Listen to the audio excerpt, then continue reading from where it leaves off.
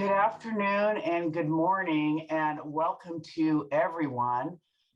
Big thanks to all of you for tuning into our second National Town Hall on Mass Violence Readiness. I am Ann Seymour. I'm the Associate Academic Program Director for the National Mass Violence Victimization Resource Center, heretofore known as the NMV-VRC. I'll be your moderator today, and we are going to wait a quick minute to let folks tune in to today's webinar. Thank you for your patience.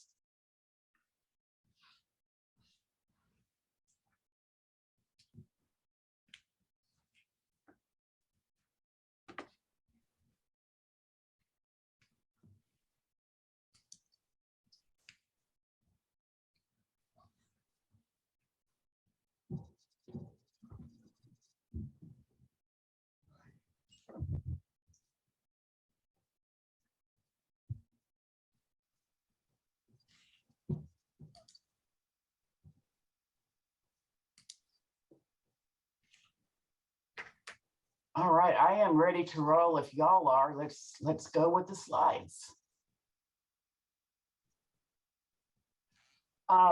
Let me just start with some fun facts and important information for y'all.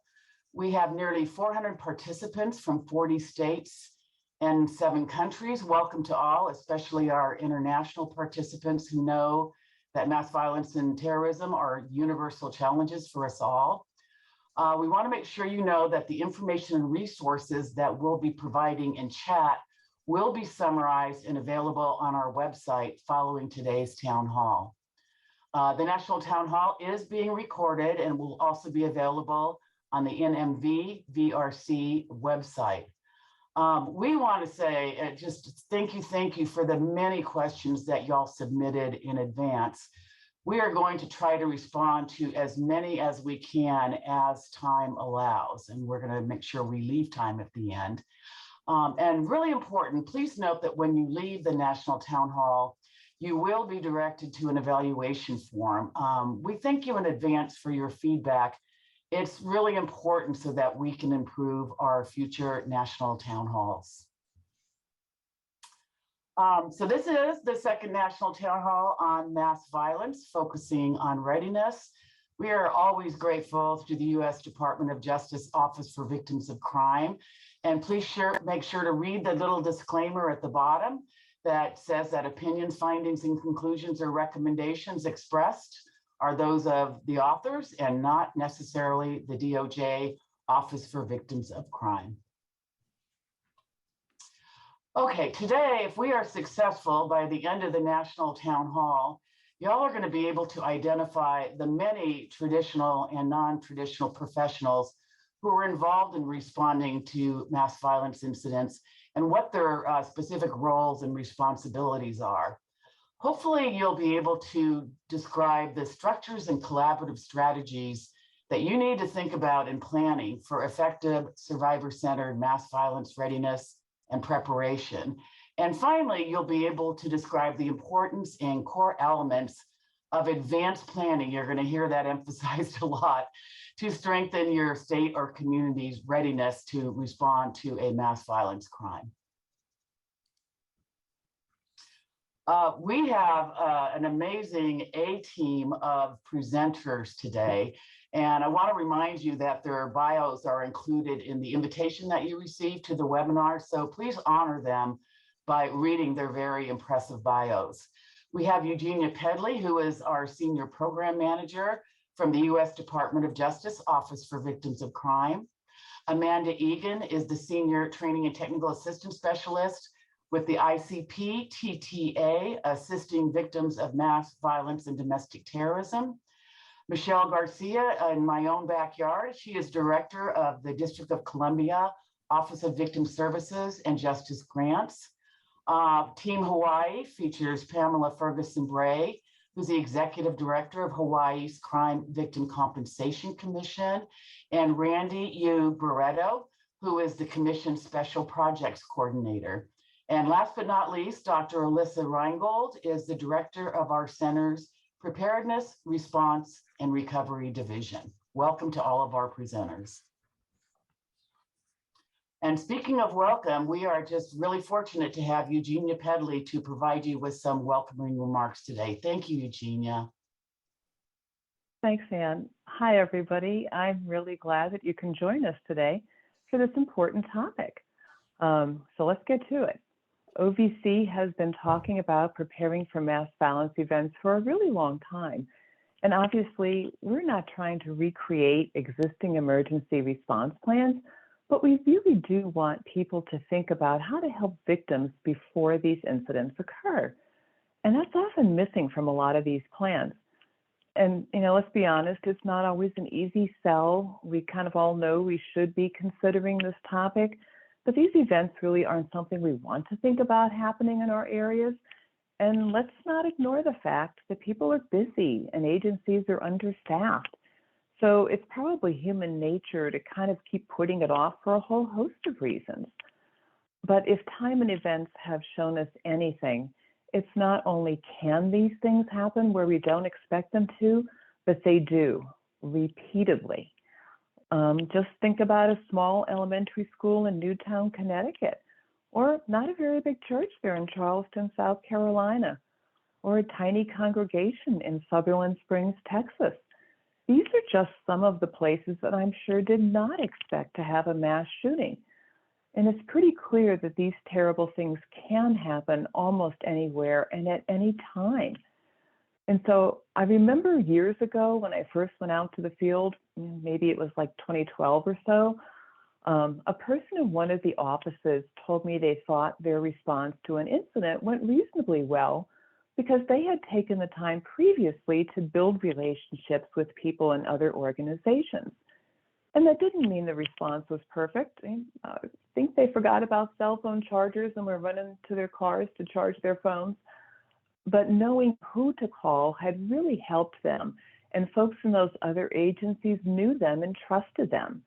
And that person said, you really don't want to be meeting people for the first time in these extreme situations. And those comments really struck me and stuck with me.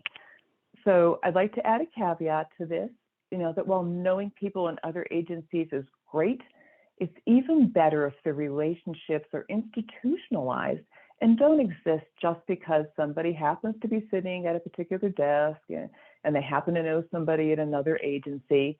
Because if that person moves on to another job, the relationship ends and that can leave a gap. So after I got back from that trip all those years ago, OVC started to push to have agencies do more planning for these horrific incidents. And we first started with our with our mass violence toolkit, and OVC TTAC trained on the toolkit. And then we added, the Mass Violence Center here at MUSC, because that's my acronym for it, because it's a long name. And more recently, we funded the Improving Community Preparedness TTA project that you're going to hear about here in a few minutes. So if you're paying attention, the conclusion you can reasonably draw is that OVC has poured a lot of manpower and money into this topic over a long stretch of time. And that means that we're really committed to this and think it's critically important because unfortunately, we've sometimes seen a more muddled response when people didn't do any planning. And let's face it, we all want the best possible outcomes for victims and the responders who help them. And planning usually helps achieve that goal, or at least gets us a little closer. So with that, I'll turn it back over to Anne and hope you enjoy the rest of this webinar. Thank you so much. And I think everyone sees why we have such great appreciation for the Office for Victims of Crime and personally for Eugenia.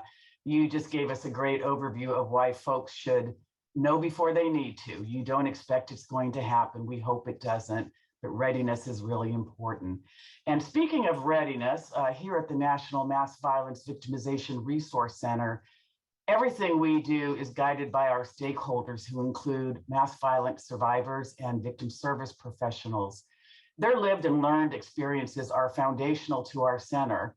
So let's take a moment to listen and learn from them about mass violence readiness.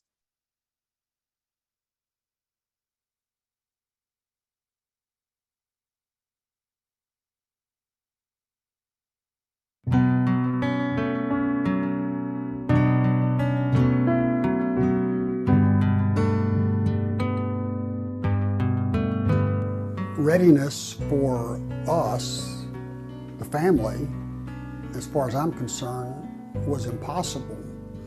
We could have never anticipated this happening. I don't know how anyone can possibly be ready to be a victim of mass violence. Readiness to me means just being prepared if a situation happens within your own community. Readiness to me was just the ability to protect my brain. I think the more we learn from one community and event, we need to be prepared to be adjusting and accommodating best practices so that everybody is as prepared as they can be. Readiness means being prepared for the unknown. In order to be ready, you have to get all the stakeholders, all the service providers together on one page, so we'll be ready to understand when something might happen. So when I think of the word readiness, it actually makes me very sad. The thought of having to be ready. It's a difficult balance between being aware rather than being on alert. Readiness saved my life.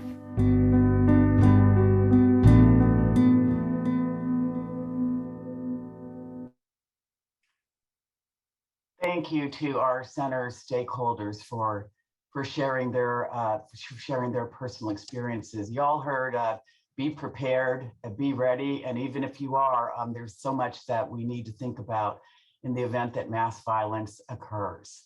We'll go to the next slide, please. Okay, Amanda Egan is our first presenter today. She's the Senior Training and Technical Assistance Specialist from the ICP TTA, Assisting Victims of Mass Violence and Domestic Terrorism. Welcome, Amanda. We're so glad you're here today. Thank you so much. All right, well, you heard a little bit in the video about the importance of readiness, the importance of planning, and getting all of our stakeholders on the same page before something like this were to happen. And that's entirely what the ICP TTA program is intended to do. So I'm hopeful that today I can give you a little bit of an overview of what our program is, some of the foundational components of the planning process, and then give you a little bit of information of if you want to utilize our services and get more involved in the planning process for your particular jurisdiction, how you can go about contacting us and allowing us to assist you with that process. So if we could go to the next slide, thank you. So the ICP TTA project, it actually stands for Improving Community Preparedness to Assist Victims of Mass Violence and Domestic Terrorism Training and Technical Assistance Program, which, as others have said, is a mouthful. So we do abbreviate it to ICP TTA. But what we are is we are a program that is made up of more than 20 subject matter experts from a variety of fields that have actual experience responding to incidents of mass violence. So our team consists of representatives from victim services, emergency management, law enforcement, and so on and so forth. And like I said, all of them have had experience responding to some of the incidents that Eugenia mentioned, some of the incidents that you saw in the video, and then some additional ones as well. And what all of those subject matter experts have learned from their experience is that a lot of times mass violence planning ends when a threat is neutralized and a scene is secured.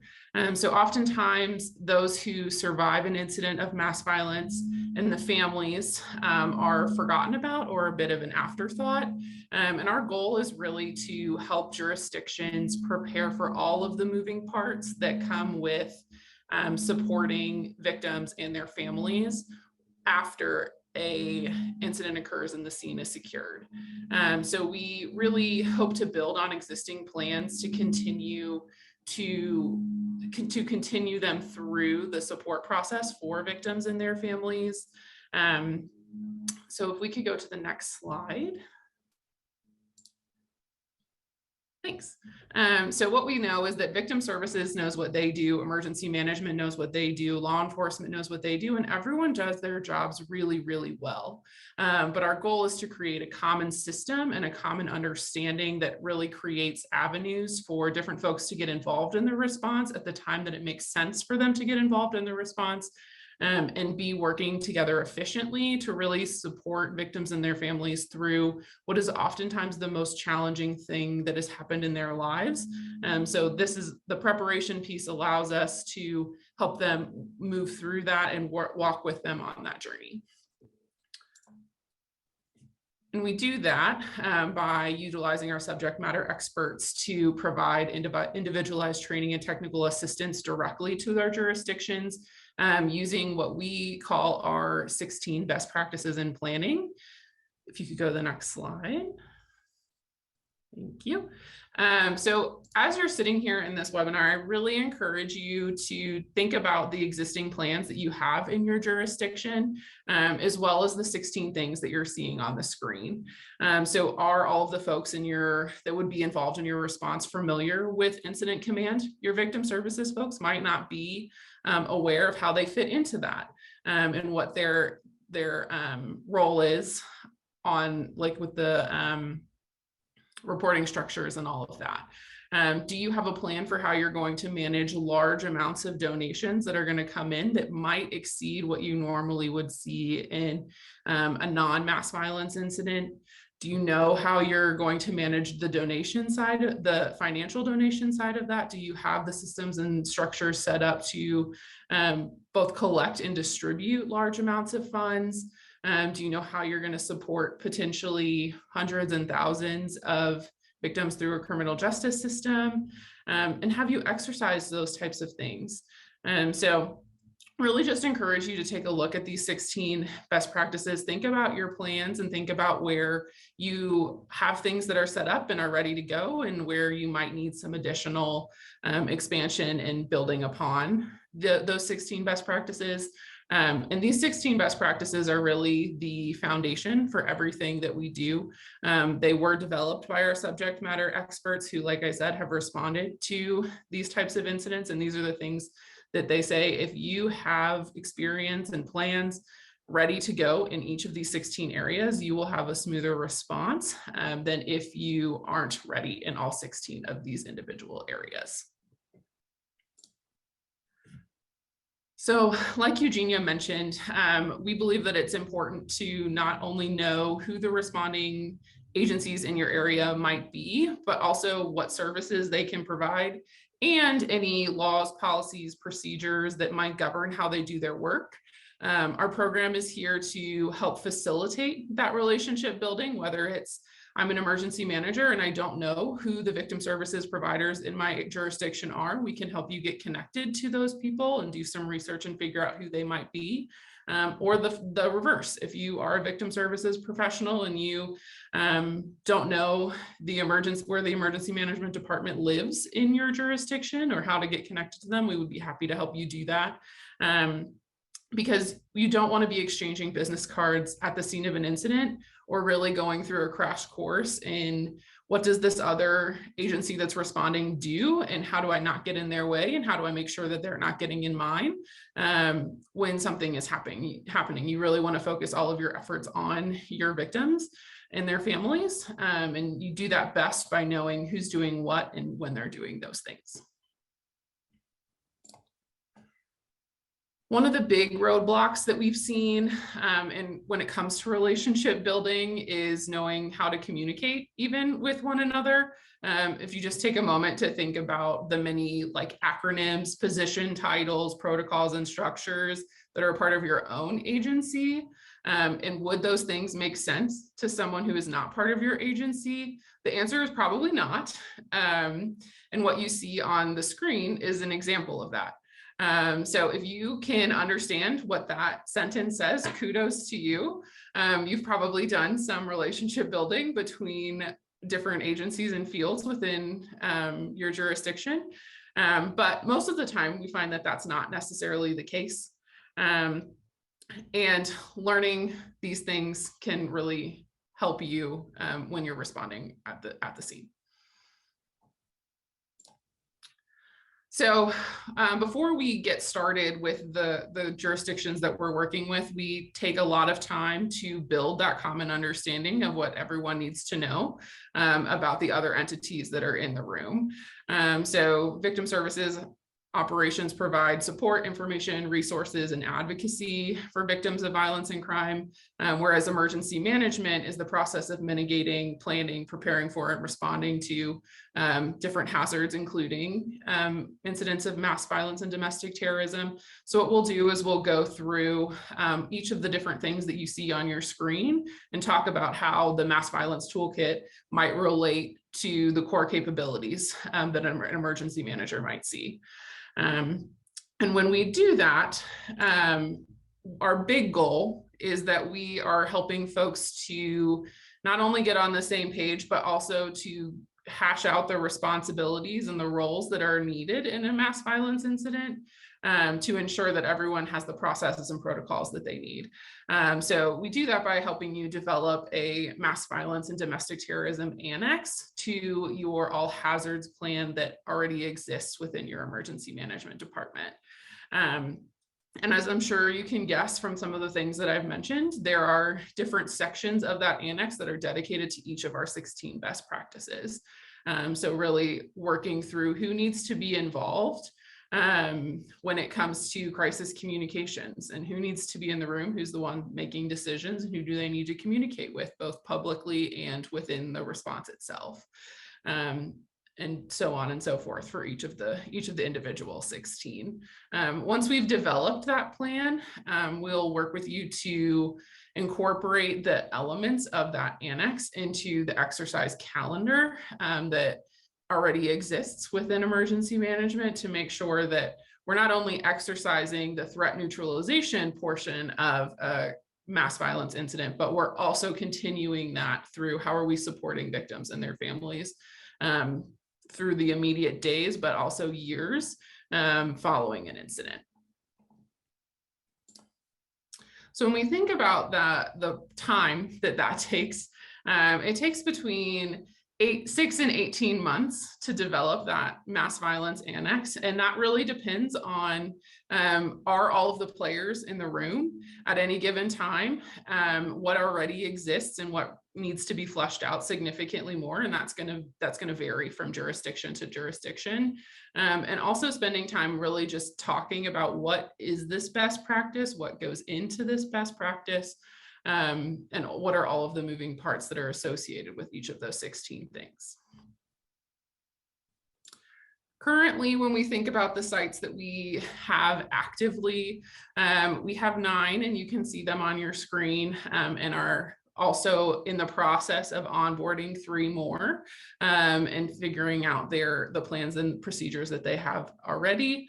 So if you are interested, we would love for you to get your name added to the list. We'd love to help you develop either your entire mass violence annex, or just a couple of pieces. If you saw those 16 and you're like, we have a good plan for 12 of them, but there are 4 that we would like to focus on. We'd love to assist you in that process. You can learn a little bit more about us on our website. If you can go to the next slide, some of the things that you're going to find on that website are, if you're still thinking about if you want to get more involved in the plan development process, we do have just some resources that you can take a look at to help you determine whether this program is right for you, or if you just want to get a little bit more information about each of the best practices.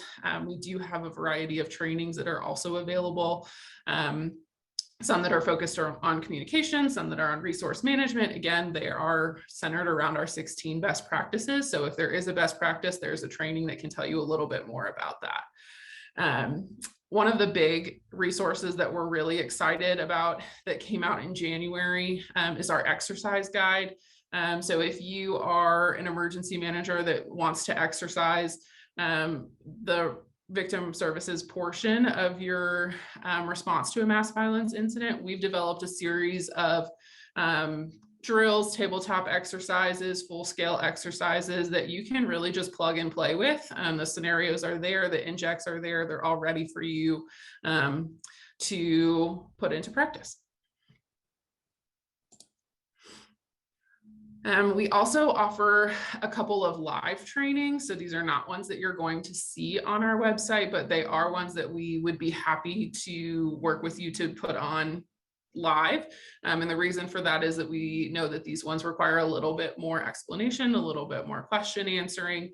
But we have 3 case studies that are centered around incidents that have happened. So we'll walk you through the tactical response, the communications response, and the victim services response, and how all 3 of those intersect with one another and play a really important role. But we have them for the Aurora Theater shooting and are developing them for both the Pulse nightclub shooting and the Las Vegas Harvest Festival shooting.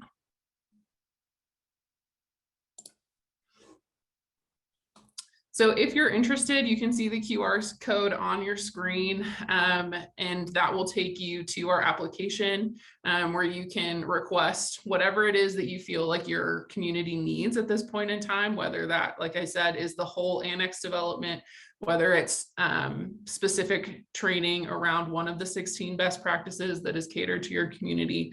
We'd be more than happy to provide as much training and technical assistance to you as you are working through the development process and getting as prepared as you possibly can.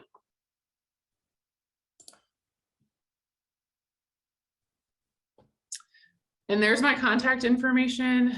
If you want to learn a little bit more about what we do and the resources that we offer, we would be really happy to hear from you. And thank you so much for joining us, and I hope to hear from you soon. Great, thank you so much, Amanda. And if we could all achieve your stated goal of common assistance and common understanding in readiness for mass violence crimes, that would be a beautiful thing. Really appreciate that.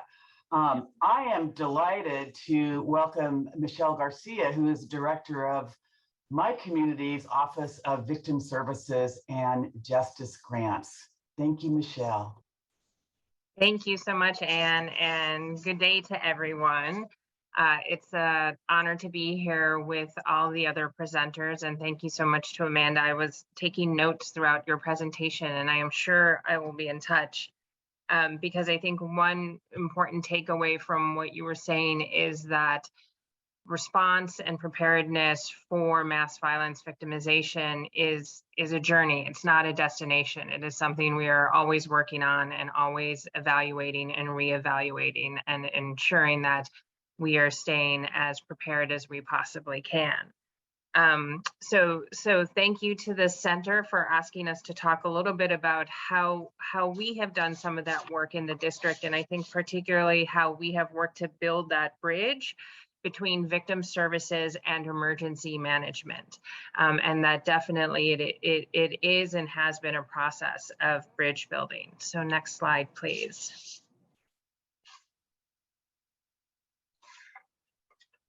So first, just for context, our office, the Office of Victim Services and Justice Grants, we work to develop, fund, and coordinate programs that improve public safety, enhance the administration of justice, and create systems of care for crime victims, youth, and their families in the district.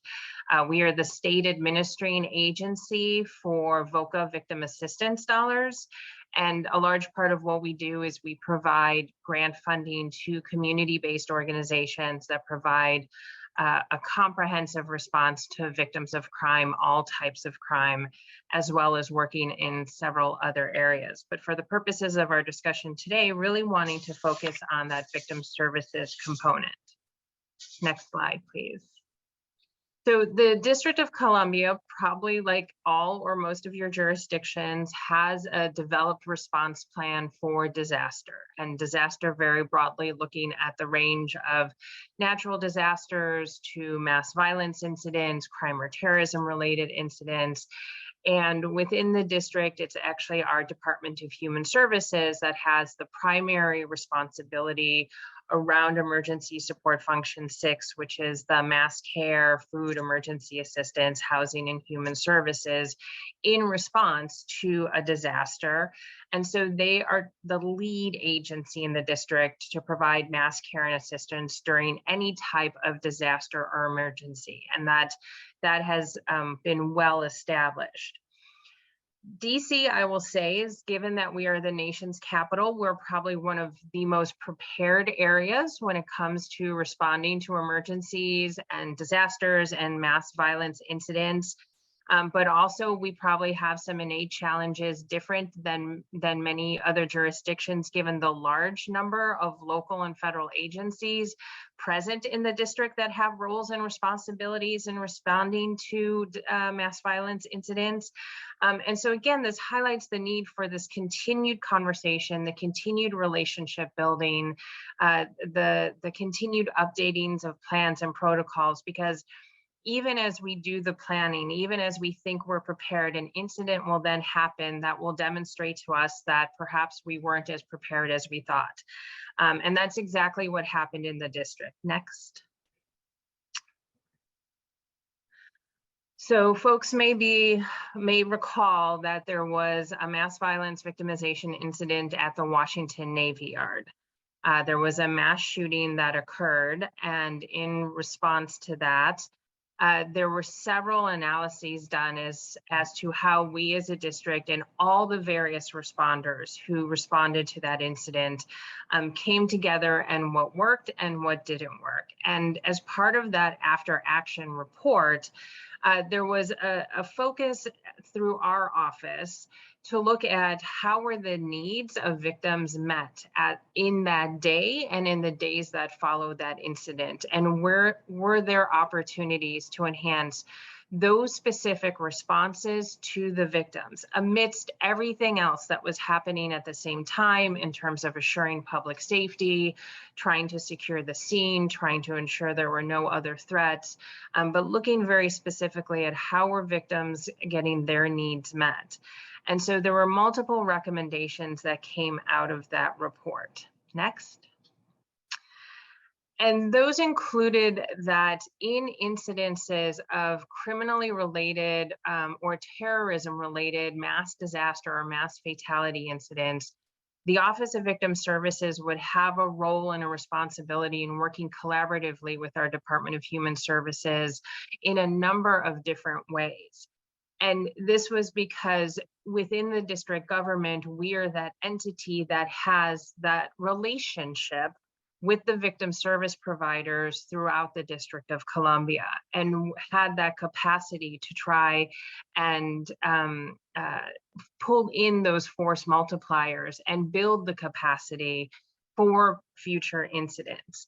So what has been identified is that we have a role working again in partnership with the Department of Human Services to provide individuals who have been trained, victim service providers who have been trained to assist with crisis intervention and support, including meeting those basic needs, food, water, shelter, transportation, registering loved ones and victims as they may enter or exit an initial response center or a family assistance center, providing crisis support in a victim identification center before, during, and after the antemortem data collection process. So as families may be coming in, given the nature of an incident, to provide information to try and find a loved one, to provide perhaps DNA samples, being that support with those individuals and families as they navigate that process, being part of the death notification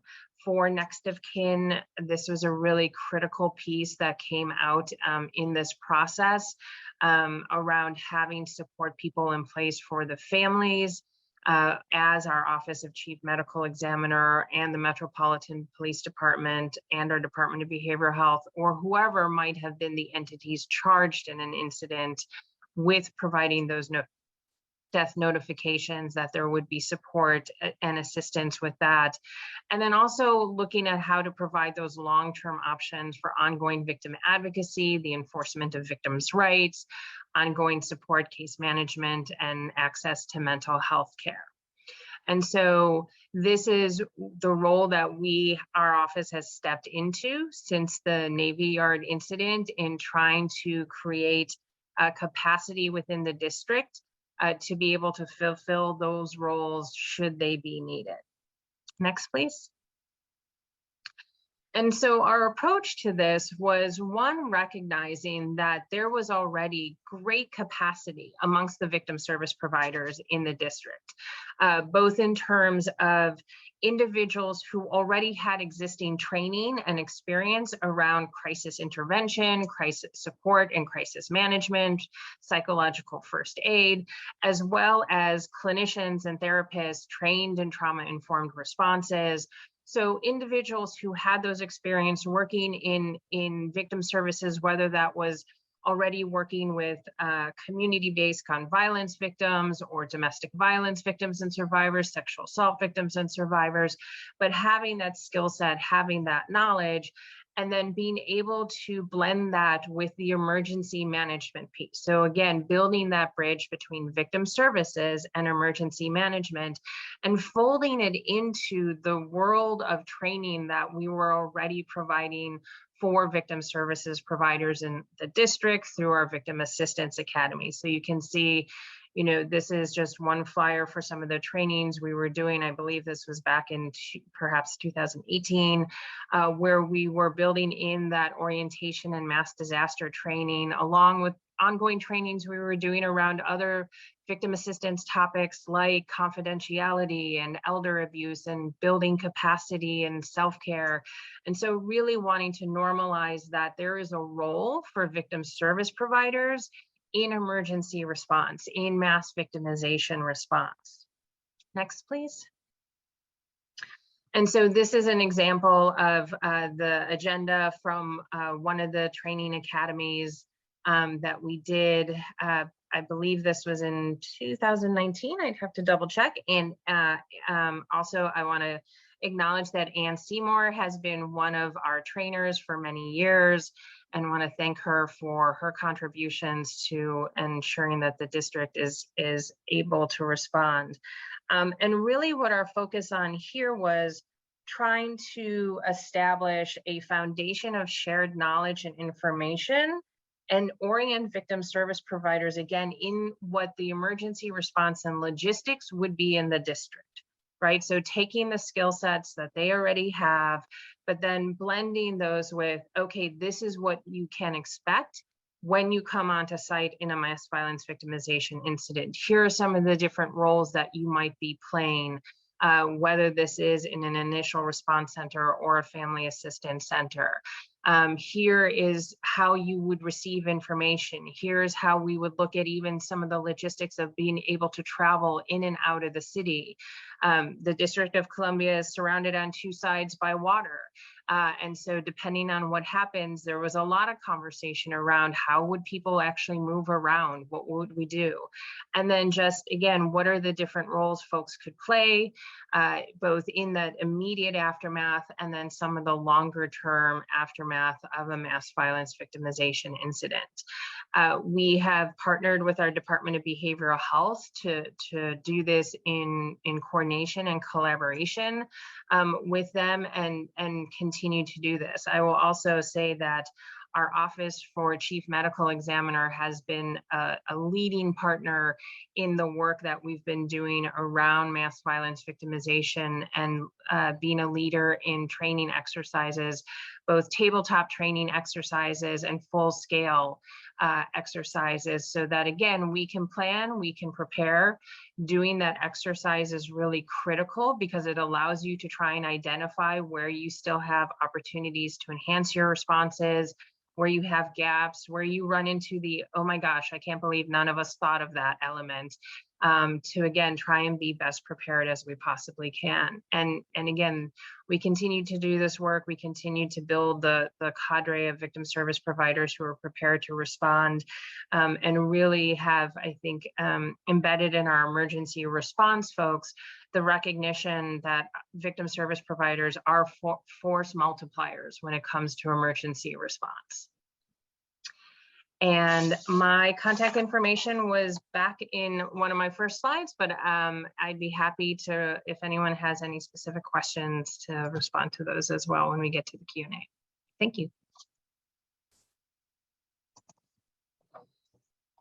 I think everyone understands why Michelle Garcia and her staff always make me, as we say, DC proud.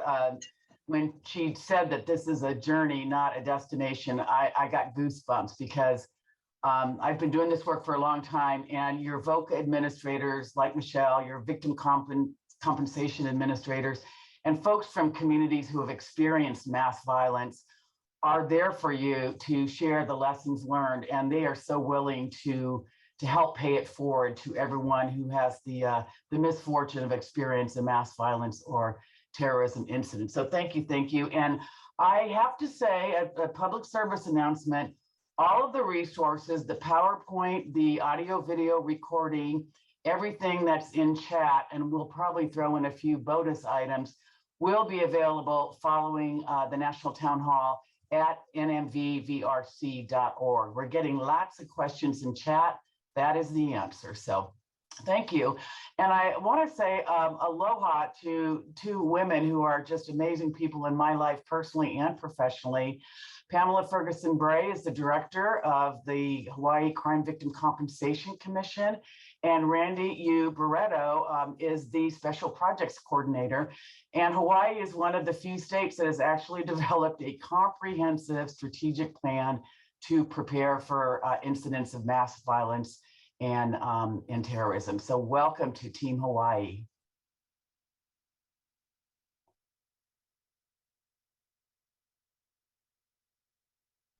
And next slide, please. Good morning, everyone. Good morning from Hawaii, and thank you for including us. Next slide, please. So these are the items for discussion. We have, I think, about a dozen different resources materials that are attached, and we're hopeful that these materials and our experience will be helpful to everyone in creating a mass violence plan for their community. First, I just wanted to say a little bit about Hawaii. We're a small island state with about 1.4 million people and a very large tourist population. We have a very close-knit victim service community that meets regularly, FBI, US attorneys. We have 4 county victim assistance programs. So we're all very close collaborators. So that is sort of the foundation of where we started in this planning effort. In about 20 years ago, we had our first mass violence incident, Xerox, at a Xerox location. And right after that, we made some statutory changes to improve our response for mental health counseling compensation services. And then we discussed probably for the next 16 years or so, we had regular discussions about, wow, we're really concerned, we really need to prepare. And I think that probably many people have in the back of their mind this sort of gnawing concern as they hear about things unfolding in other states.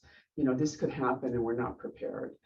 So that's really where we were in 2017 as we've been thinking about it, discussing it, but we really hadn't moved forward. Next slide, please. So we just had to begin, I guess, like everybody else. So one of the first things that we did was we identified gaps in needs.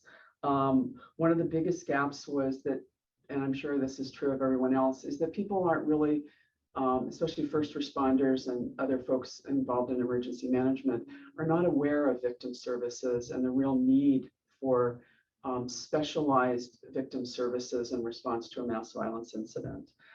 We looked at the county and state emergency management plans, and they did not include victim services or reference to mass violence incidents. We also had concerns about funding and staffing and on our ability to move forward in what is a very long journey and significant amount of work. So what we looked at was availability of funding and staffing. So we have included in your packet the different grant requests we made for the Office for Victims of Crime Technical Assistance. Without their staffing and assistance, we would not have been able to move forward in the conferences that we originally started, with bringing together a planning committee and creating the plan. Another grant, the second bullet is we requested victims of VOCA assistance to bring our folks together every month for meetings to do more nuts and bolts kind of planning. We needed an MOU with the counties. We needed to create lists of folks who were responders, change our application forms so they could be translated. And so we got VOCA assistance funds since we're an island state, we had to fly in folks before the pandemic for these meetings. So funding was available for that. One of the other funding resources, and I'm sure everybody knows about it, is the AEAP. We haven't had to use that yet. Funding is available from OVC when there is an incident of mass violence to provide assistance and compensation services. So also we did a lot of state self-funding. Our compensation program, we're a standalone crime victim compensation program, provided the majority of funding for trainings and meetings and stuff. So we also, the FBI, the U.S. Attorney's Office, Homeland Security also provided, they were able to throw in some funding for different training sessions. So that's how we began and how we were able to get resources. Also MUSC, we're very grateful. Anne was also a part of our initial meetings, and Dean Kilpatrick and also Kevin O'Brien provided us with assistance in the planning and training aspects of our program. Next slide. So I do want to give credit to Amanda and Michelle for their presentations, because this really does lay the groundwork. Amanda with the importance of technical assistance and getting people to assist through the process. And then Michelle kind of going down the process of what it took to take that technical assistance and actually turn it into something. This slide right here is representative of Hawaii. And these are the partnering agencies that we had to work with in order for us to really push a plan forward. I put victim services in the middle, and the big reason why I did that was because victim services was a big question mark for a long time. We know what we do. We know what we can provide. Unfortunately, so many of these agencies did not. And so we had to create our narrative. We had to get together. We had to have these collaborations with our own victim service agencies and really talk about what it is that we are going to provide to the overall plan and how we fit into every one of these plans and policies. And I'm talking law enforcement, emergency management, civil defense, the hospitals, the NGOs, the medical examiners. We had to get them to be on the same page with us. And I do have to say, and Pam will agree, there was so much trial and error in this phase because a lot of them had their policies in place. And it's really hard for anybody that's going through this process now. Sometimes it's really difficult to penetrate a system that has been going on for many, many years. So it really was important for us as a victim services team to have our story straight, to let them know what our role was and what we could provide to the overall response. Every single one of these agencies to date are now on our team. And we're so proud of that because it really was a matter of who were those point people. What collaborations were most important for us to be able to push our plan to get everybody on the same page and to really establish partnerships that we can continue and sustain throughout the process. Next slide, please.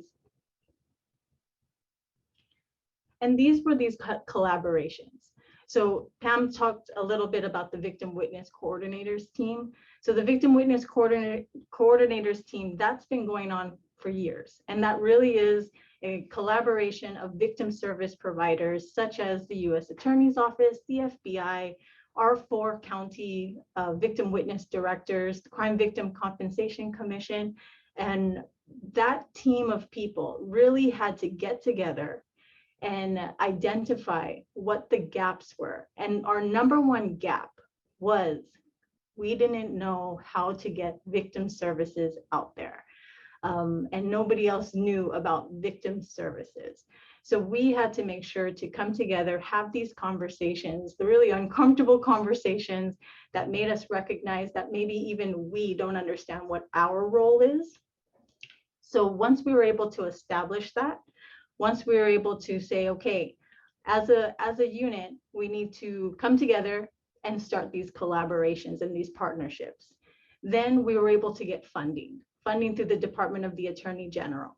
The Attorney General's office funded us, and we were able to pay for travel for our 4 county directors to come to a meeting, which is our mass violence planning work group.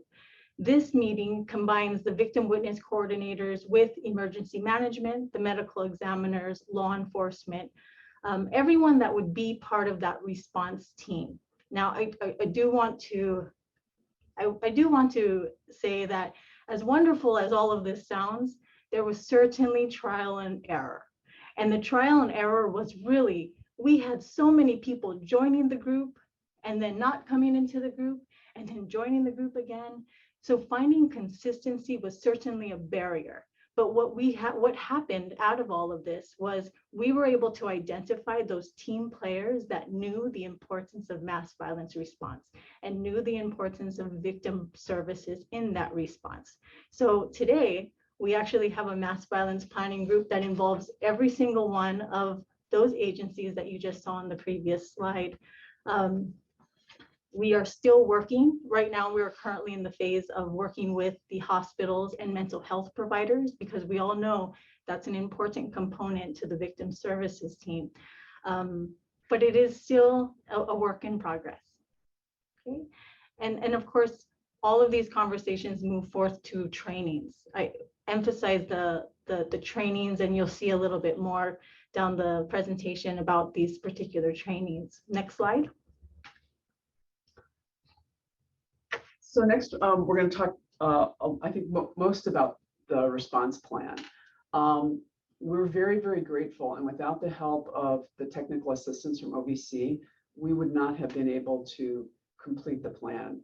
Our plan, we look at it as a work in progress. It requires that we revisit it every year. Every once in a while, when I revisit it and read it, I'm astounded at, like, we agreed to do all that. Like, how are we going to do that? My thought too about the plan is that there's so much information out there about what could be in the plan, who could be involved, is that, like Voltaire said, don't let the perfect get in the way of the good. So we just had to create a draft plan in order for people to respond and to get the information we needed. So the letter request for response from the agencies that we were working with is in your packet. But one of the things that we asked them, what did they see their role? So we attached the draft plan and asked them, what's your role? What resources do you have? What challenges do you see in developing this coordinated response? So that served also our need to bring people in to collaborate with us, as well as getting information and moving the plan forward. So that, like, as I said, that really helped us. It was a heavy, heavy lift. And without the assistance of other agencies and technical assistance from OVC, we would not have been able to do that. One of the other important things that we developed was a mutual aid agreement between our 4 county prosecutors. And it's a very broad agreement. Many thanks to San Francisco's district attorneys, folks who did the original plan that we based this on. But it provides an agreement that they'll respond when needed to each other, that they'll engage in training, and that they'll continue to work together to create more detailed policies in relationship to responding. Our victim services phone tree sounds kind of easy to put together, but we needed to find a group of people who were willing to respond, who were willing to deploy to another island to help their sister agencies respond, and also who we had to resolve some issues relating to civil service and state and county employee responses. The last thing on our list is one of the things we're most excited about that just happened is since 2018, our first meeting with emergency management to discuss ESF 6 started, and this last month, we finally had the draft incorporating victim services into Hawaii's emergency management plan. Next slide, please. So I just want to summarize the challenges and lessons learned. We tend to be talking a little bit more because we're so excited about all of this, but this right here, our challenges and lessons learned are one and the same. We had to achieve the buy-in. Nobody knew about victim services. We have to standardize policies, attain sustainable partnerships, and maintaining the momentum. During the pandemic, it was certainly an issue for us to be able to do that, but we were able to accomplish that. Next slide. Actually, I just want one of the lessons learned, I'll talk really fast, is we needed to stand next to the Office for Victims of Crime, Department of Justice, our Lieutenant Governor's Office, and Seymour and MUSC. We needed to be standing next to those folks in order to convey that people needed to buy in, that we were legitimate, that this little victim service guys that nobody knew about, that there was a reason for policymakers and high-level people to engage with us. So we really needed all those other folks for that reason as well. Next slide. Okay, so these next couple of slides, and you can move on to the next one as well, as the history and timeline of everything that we just spoke about. The timeline kind of goes off into how we first started to where we are right now. In summary, really, this is the process that we went through. We're going to be going through this over and over again because there's always going to be a new topic. We always start with planning, collaboration, response, challenges, and it'll repeat itself every time. They're always going to be in a trial and error phase, and that's how you solidify a plan that works. Yeah, next slide. Okay. Anne and the team did go ahead and put together a packet, which it looks in the chat that you folks will be receiving it. Ours is a lot. We are happy, and go ahead on to the next slide. We're happy to go ahead and answer any questions that you have. Please feel free to contact us because there is a lot of documentation for you folks. Thank you so much. Thank you. Mahalo, Pam and Randy. A couple of quick comments. The superpower of Hawaii is being able to cobble together all kinds of funding streams to help with statewide strategic planning for mass violence. So please ask them any questions about that. We mentioned we do have a very large package, including the plan, the mutual aid agreements, letters from the Lieutenant Governor, sample policies. It's all going to be available on our website. And I just want to say, folks laugh when I say go to Hawaii to learn about statewide strategic planning for mass violence, but these two colleagues are the most experienced and hospitable people you will find. So mahalo to both of you. We're very grateful. And it's my pleasure to introduce my colleague and my personal shiro, Dr. Alyssa Reingold, who's going to talk about our center's resources related to mass violence readiness. Alyssa? Thank you very much, Anne. Welcome, everyone. And I'm going to just move right along. I'm going to just wrap and tie together a couple points that a lot of our presenters talked about and highlight a couple key areas as well. And before I jump in, I just want to put a little teaser out for some things to be looking forward to in our town hall number 3, which will be coming sometime this summer, which is going to be more on response and all the factors that go into response related to mass violence. But I want to just highlight a couple points when it comes to response that is relevant to preparedness, because if you are not aware of some of these things as part of your preparedness, you're going to be already too late in the response phase. And so I think preparedness and response does sort of dovetail together because you need to be aware in order to be able to best respond.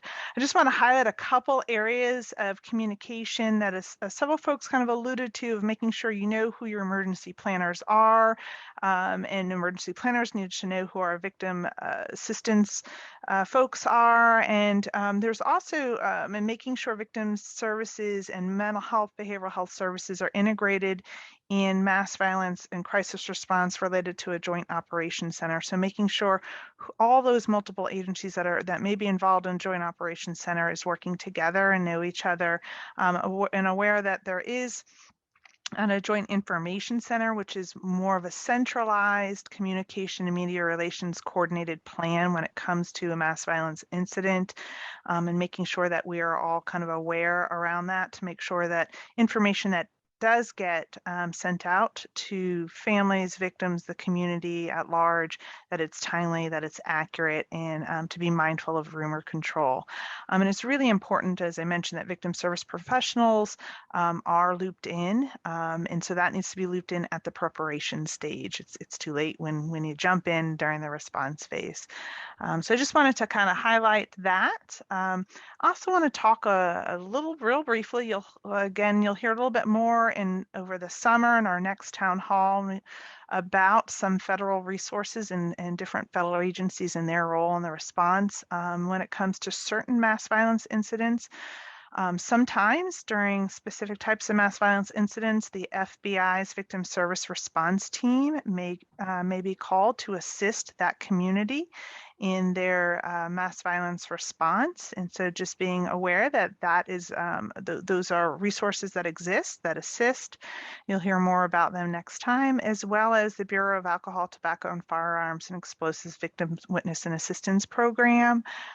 Also sometimes provide resources in communities and step in and help communities. So just make sure you know who your FBI and ATF colleagues are that represent your community. Know who they are now before a mass violence incident occurs. Because, and you'll hear me kind of say throughout, that relationships are really important and matter. And I know Eugenia kind of highlighted that at the very start too. So making sure you have relationships as well as systems and procedures in place. Also just want to highlight again, you'll hear more about this next month, but kind of knowing some of the difference in some of the language as part of your preparation, depending on what role you play, you just want to know some of the nuanced differences between an initial response center, often sometimes called a notification and information center, which is usually created concurrently or in the immediate aftermath of a mass violence incident. And it usually provides coordinated crisis response, including assistance with applying to crime victims compensation. And Michelle talked a lot about that and what that looked like in the DC area. Which is a little different from a family assistance center, which usually is kind of a spinoff and usually occurs 24 to 48 hours after a mass violence incident. It can exist for several weeks, and it's meant to provide wraparound services for survivors and support the community. And then kind of more in the resiliency phase, you'll start to see in some communities set up a resiliency center, which sometimes is created with support from the Office of Victims of Crime and provides more long-term support services for victims, services and their families, as well as just the community impact, the impacted community as well.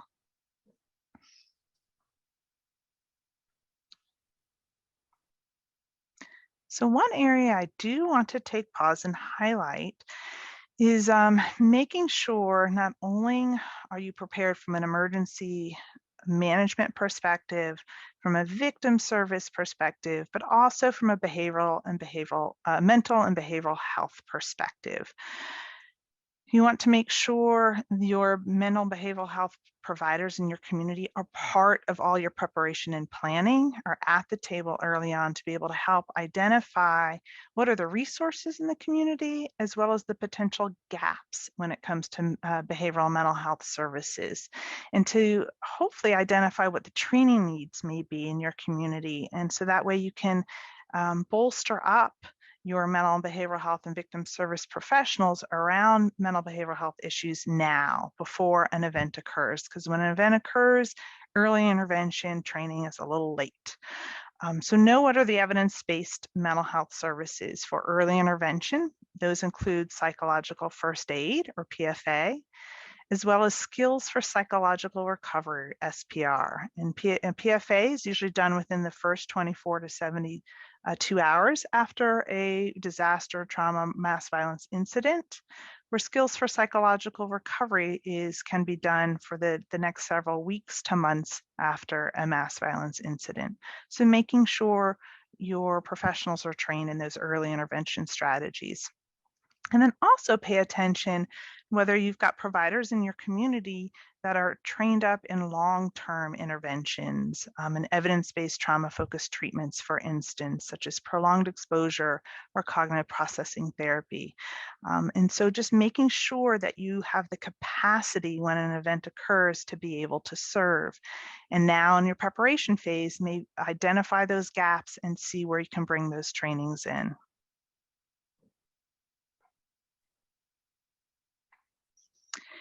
I mentioned before that partnership is key, and I can't really highlight this enough. Establishing relationships is crucial.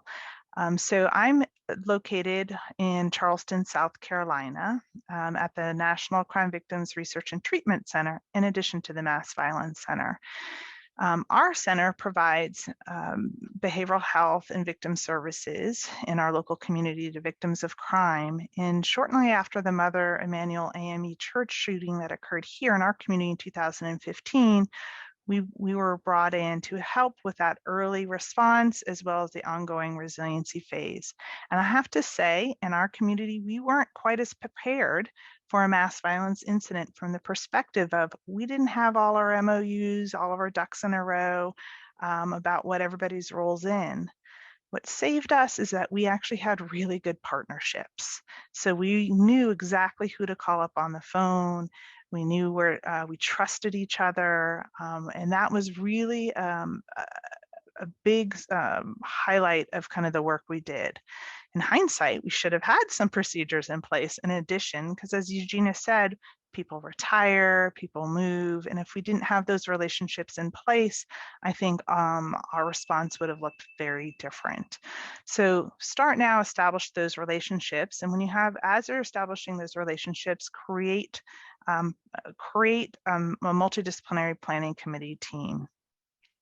And as I mentioned, each incident is unique. So having those relationships, having at least a core plan in place can help you manage to be flexible then at that point when you're dealing with unique types of situations. And you want to make sure you identify what everybody's roles within your model is going to be in your community. I want to highlight a couple other key partners that are essential in mass violence readiness. These include hospitals and healthcare systems. They include governors and their statewide emergency response agencies and teams, and mayors and their administrators. So you want to make sure they're included and at the table as well. The National Mass Violence Victimization Resource Center have several principal partners: the American Hospital Association, the National Governors Association, and the U.S. Conference of Mayors. And we've been working with each of those essential partners and to be able to help create some preparedness materials. But make sure in your communities, you know who your hospital leaders are. You make sure you have connections with your governors as well as your mayor's offices. So I'm going to talk about each of those really quickly. So most hospitals and healthcare systems have surge capacity plans in place typically. But victim service professionals and mass violence planners often aren't aware of what those look like. And so it's really important as victim service professionals that you know what those surge capacity plans are in your hospitals, you know who the contact individuals are, and they know you. Because it's critical really to be prepared in advance to know where victims and survivors are located. You need to make sure you have worked through your privacy protections and, as far as kind of having potentially limited access to information when it comes to patients in hospital systems and HIPAA. So you need to make sure you work with your hospitals in your area in order to include that in your preparation phase. Our center, the Mass Violence Victimization Resource Center, and the American Hospital Association are working together on finalizing a readiness checklist to help hospitals and healthcare systems to be prepared and to be sort of part of that coordinated response. So if anybody is here from a health system, be on the lookout. That will be coming your way shortly.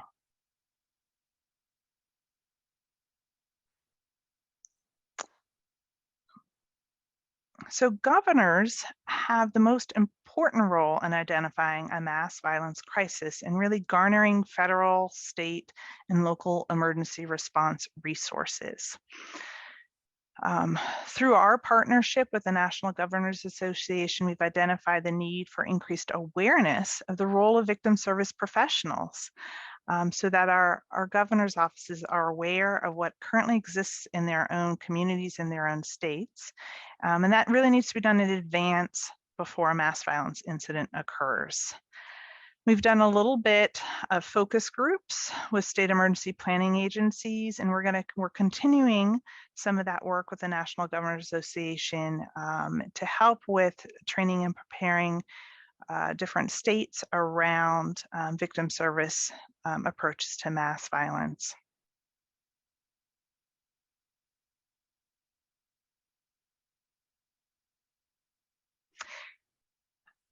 And then lastly, knowing kind of who the leaders in your community are and making sure you have good working relationships. Mayors make a huge difference in messaging and in that immediate response. Here in Charleston, South Carolina, Mayor Joe Riley at the time was the leader in Charleston and really took the helm, him and his office, to try to ensure that messaging around a hate-based crime was not tolerated in our community, around trying as best he can to support our victims and survivors and to be able to work with the different agencies on our mass shooting incident here.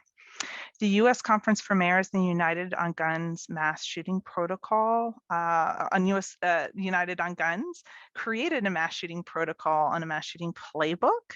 And as part of that, they do have a chapter on victim and family assistance. And so that is something that you can check out to see kind of what information that they have for their mayors. We are in the process of working with the U.S. Conference for Mayors of facilitating a roundtable of mayors who've experienced a mass violence incident to try to help continue to establish ongoing lessons learned for mayors in their offices. We also do provide some consultation upon request.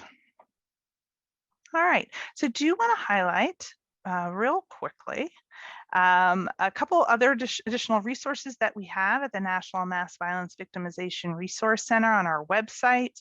We do have several tip sheets and guides. We're ever creating new ones. So if you don't see one on our website and feel like there's a resource that's missing, please reach out to us. We either find one that exists out in the field, because we're not in the business of reinventing the wheel. So if there's resources in the field, we'll direct you to that. And if there isn't, then we will work with our consultants and professionals in the field to create that. Right now, as it relates to preparedness, we have a couple tip sheets and guides. We have the role of victim service professionals in preparing for a mass violence tip sheet.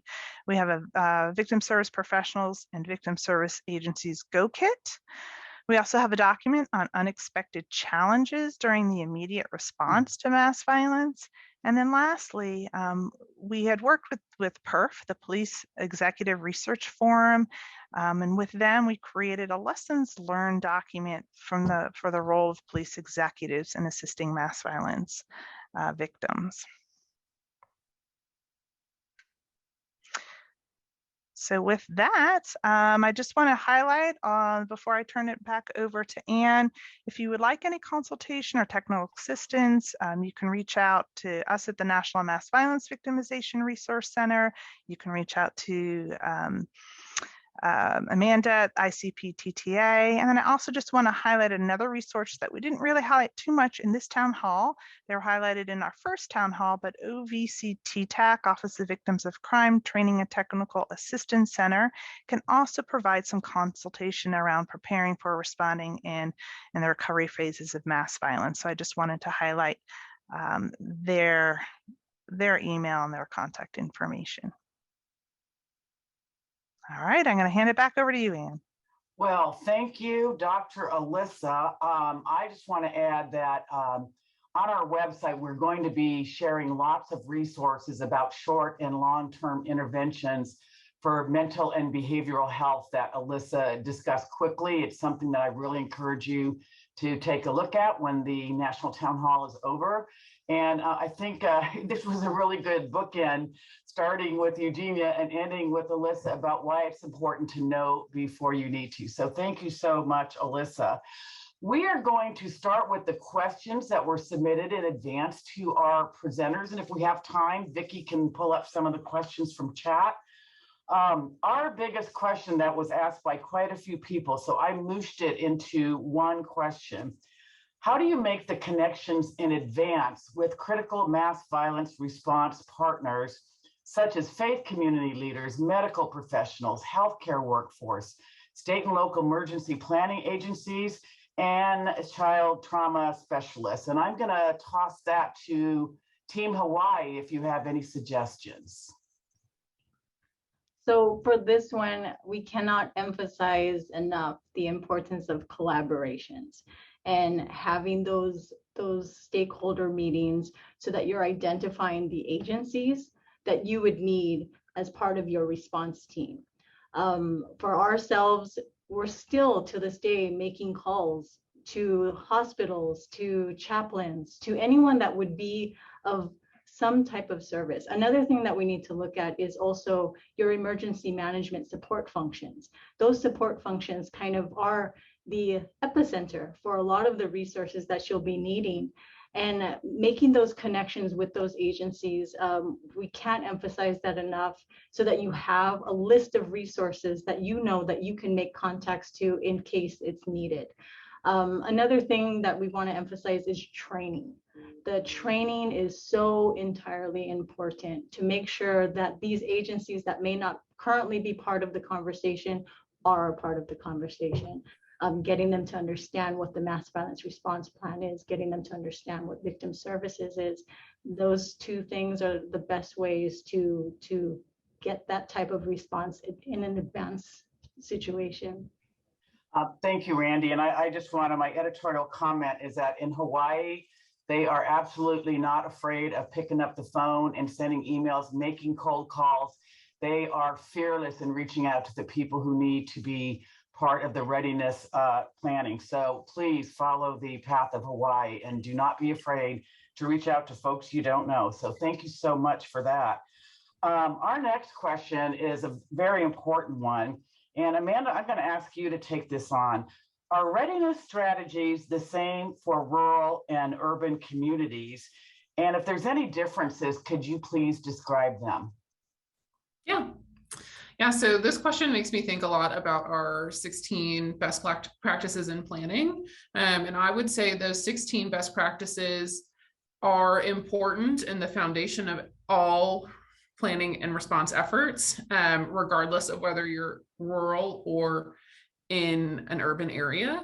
That said, how you kind of go about setting up the resources for each of those 16 will look a little bit different. I think a lot about the sites that we're working with right now. We do have one very rural area, and they do not have a single victim services professional in the entire city. It's a very small city. And for them, what it looks like to get behavioral health support and what it looks like to get spiritual care support and all of those pieces of the 16 best practices requires them to build relationships with surrounding like counties and the state as a whole, as opposed to just being able to use the resources that are located in their specific area, because there are no resources located in their specific area. Whereas if you're located in an urban area, you are likely to have more resources at your disposal in your specific area. So long story short, the 16 things that you really need to focus on as you're going about your planning efforts are very much the same, regardless of where you're located, but you might need to expand out into surrounding areas and get more MOUs in place if you are located in a rural area, just because the resources look a little bit different.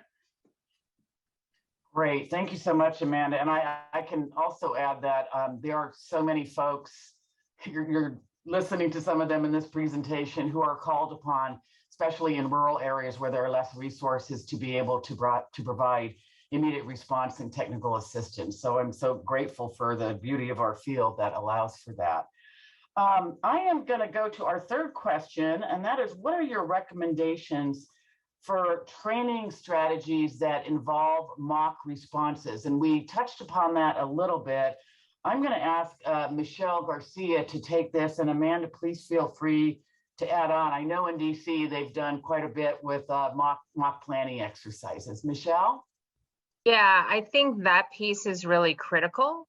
It is the road test really for your plan. It's your first road test. So you can put together a comprehensive plan, but if you don't actually exercise it, you don't even begin to have a sense of, is it going to work in a real life scenario? And exercises get us close. I will say again, there's the likelihood is you're not going to think of every single possibility, but it will get you there. So I think it is really important to engage in a range of different types of exercises and training opportunities, from, you know, less intensive tabletop exercises to full scale exercises. And we've had the opportunity to do both of those multiple times in the district and routinely do those. And they are important because it highlights those areas where the plan may need some tweaking, may need some changing as circumstances evolve,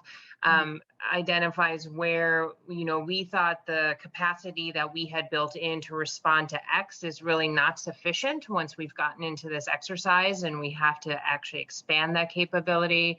And so it is important to be able to do that, and in a lot of different types of scenarios. And I was thrilled when Amanda talked about the sample exercises that they've put together, because it's also a challenge putting together those exercises, trying to think through what this might look like. So actually having those samples and those tools, I think, are just a phenomenal resource for communities who are doing this work.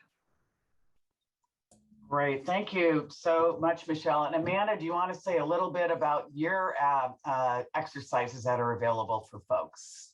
Yeah, I talked about it a little bit earlier, but we have, Michelle mentioned the varying types of exercises. So if you're looking for just kind of an introductory drill, we have some sample scenarios for you. If you're looking for something that's a full scale exercise, we have some scenarios for you as well. And if you are someone who has put together a exercise related to victim services, we do also, as part of that guide, crowdsource injects. So if you exercise something that you think is really helpful for the field to know, we really encourage you to submit that to us so that we can share that with the field as a whole. So would encourage you to do that. And also the last thing I would say is, It's really important to capitalize on the exercises that you already have planned. Your emergency management department has exercises that they are required to do on kind of a yearly basis. So if there is one that's related to a mass casualty incident, that's a great opportunity for you to expand and just elongate that exercise to include the services for the living victims and potentially the families of the deceased, so that you can really make sure that you're getting the full response into that exercise. Thank you, Amanda. I just want to reinforce the Hawaii approach. Don't be afraid to call your statewide or community emergency planning agencies. They will be really happy to hear from you because they're the ones that are already doing the exercise. So Amanda, thank you for that reminder. Our next question is something that's very relevant to the work of our center. We have helped in communities where mass violence crimes have been motivated by hate and bias. And so Alyssa, I'm going to ask you, what are readiness strategies that are specific to mass violence crimes that are motivated by hate and by bias? I think for folks and communities, you really need to identify in your specific unique community, what are the populations, what are the groups, what are the marginalized peoples that may be targets of hate-based violence in your communities. And then you make sure that you establish relationships and connections with those grassroots agencies that serve those groups, with those community-based nonprofits, the LGBTQ community, your religious leaders in your community, your imam, your rabbis, your pastors. And so you just want to identify who might be a target and then really outreach to those organizations, because again, after an incident occurs, it's a little too late to establish relationships, especially amongst some groups of people who are often targets of hate-based crime, who might not trust outside entities or trust the systems because of history. So really trying early on to establish those and being thoughtful and intentional ahead of time, I think, is important. Thank you, Alyssa. And we, again, on our website have tip sheets that are specific to hate-motivated mass violence crimes. So please check out our website. I'm going to try to squeeze in one more question, and it's a big one. Since we have international friends with us today, what are your recommendations on preparing to respond to mass violence crimes where the victims and survivors are from many jurisdictions across the country? We saw that with the Las Vegas mass shooting, or across the border with Canada and or Mexico. And we saw that with the El Paso mass shooting. Alyssa, do you want to start off on that? And we'll see if anyone else wants to pop in, including Eugenia. Sure.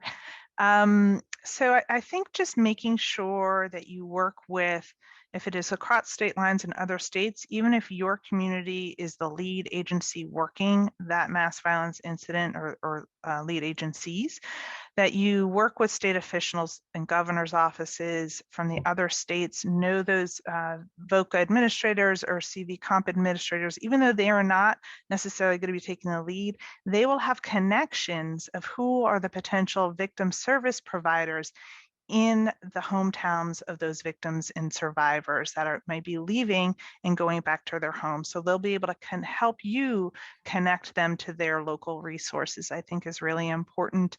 I also think some instance work have federal agencies involved, and so they might be able to help connect you to the country's consulates or embassies, and to be able to connect you to local resources in those different countries. I'm not sure if Eugenia, you wanted to add to that. Yeah, I mean, that's exactly right, Alyssa. And in Las Vegas, there were people from numerous countries that were attending that concert, and in fact, several hundred, I believe, from Canada. And so we did work, I'm with the federal government, so we work with other federal agencies, and we can work with the FBI legal attaches in those offices and the Department of State. So, again, have those connections there. And a lot of times too, states themselves on the borders have cross-border connections. and I believe it was El Paso, where the victim compensation program said they routinely dealt with, the authorities in Mexico because they had a lot of, Mexicans that would typically come into Texas anyway. So absolutely, it goes back to having those connections, or at least knowing somebody who knows where to look. Oh. And Eugenia, thank you for those examples too, because we are very connected with victim services through OVC and others, both in Canada and Mexico, and increasingly starting to be literally around the world. And so being aware that so many of these mass violence crimes are not specific to a community and the survivors come from all over is just really important. So I want to thank Eugenia for our big finish. And we are going to go to our wrap up now. So our first national town hall in, let's see, that was in January, offered kind of a broad general overview of mass violence. And today we've talked about readiness. Our next national town hall is going to focus on mass violence response. I think Alyssa gave you a couple of teasers. It's going to have some just really good resources for you all. It will be in July, 3 months from now. And if you got an invitation or you're on the list from either of the previous national town halls, this and the January one, you will receive an announcement and an invitation to join our national town hall in July. And we encourage you to do so because that is going to be a good one. And we'll go to the next slide. I can't say enough gratitude to, I told you all we had an all-star cast of presenters. My head is even spinning. And we also have an all-star cast of agencies and organizations that are here to help you.